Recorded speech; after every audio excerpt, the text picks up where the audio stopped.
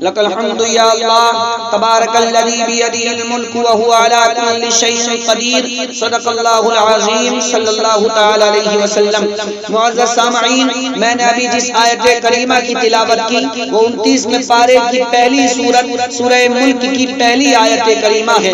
اللہ کریم نے ارشاد فرمایا تبارک الذی بیدہ الملک وهو على كل شيء قدیر، بڑی برکت والا ہے وہ جس کے قبضے میں سارا ملک اور وہ ہر چیز پر قادر ہے۔ معزز سامعین، یہ سورہ ملک، اس کے نام اور بھی بہت سارے نام ہیں۔ اسے سورہ منجیہ بھی کہا جاتا ہے۔ یہ عذاب قبر کو دور کر دیتی ہے۔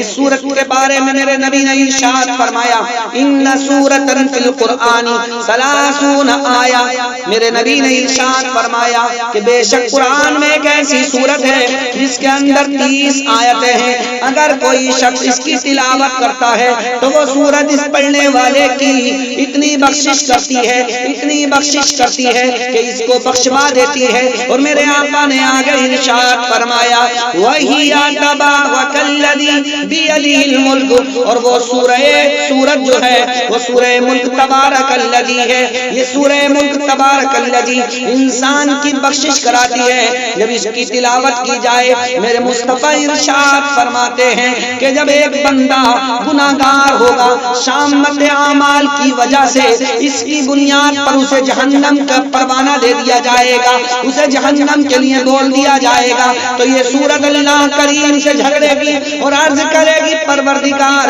تو اسے جہنم میں نہ ڈال بلکہ جہنم میں میں جا سکتی ہوں، اے مولا تو مجھے اپنے قرآن سے نکال دے ورنہ اس کی بخشش کر دے۔ تو یہ سورت اللہ کریم سے جھگڑے گی اور یہ جھگڑتے جھگڑتے یہ اللہ رب العزت کی بارگاہ میں گزارش کرے گی اور اس ریکویسٹ کرے گی اے مولا اس کی بخشش کر دے۔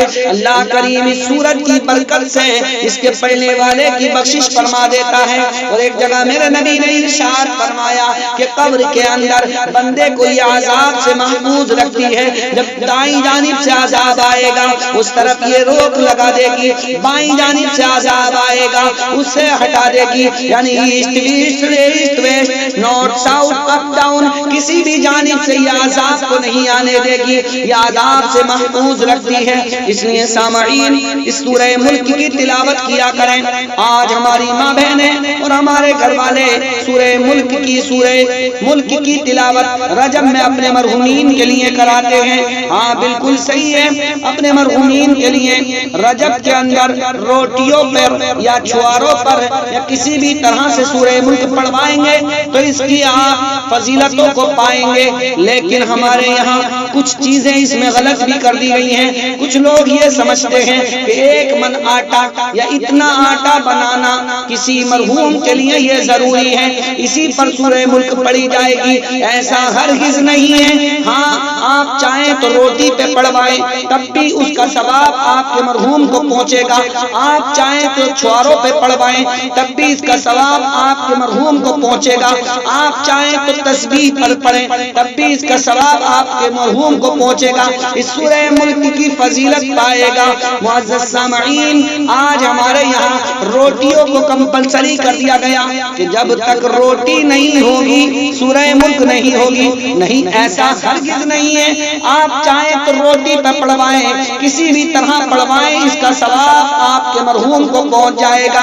اس کا پڑھوانا، اب کچھ لوگ یہ کہتے ہیں کہ صرف رجب المرجب کے مہینے میں ہی سورہ ملک پڑھوا سکتے ہیں۔ نہیں، ایسا بھی کوئی ضروری نہیں ہے، جس مہینے میں بھی پڑھوائیں گے اس کا ثواب ضرور پائیں گے۔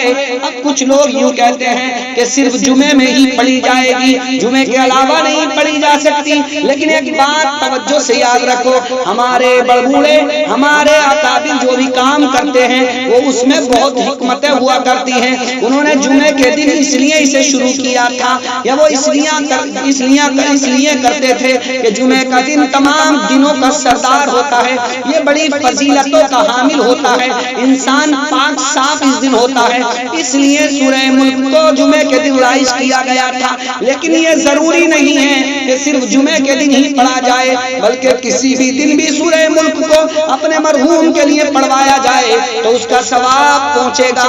اس لیے سورہ ملک اپنے آپ بھی پڑھیے، اپنے گھر والوں کو بھی پڑھوائیے، رات کو سونے سے پہلے پڑھیے، اس کا ثواب آپ کو ملے گا۔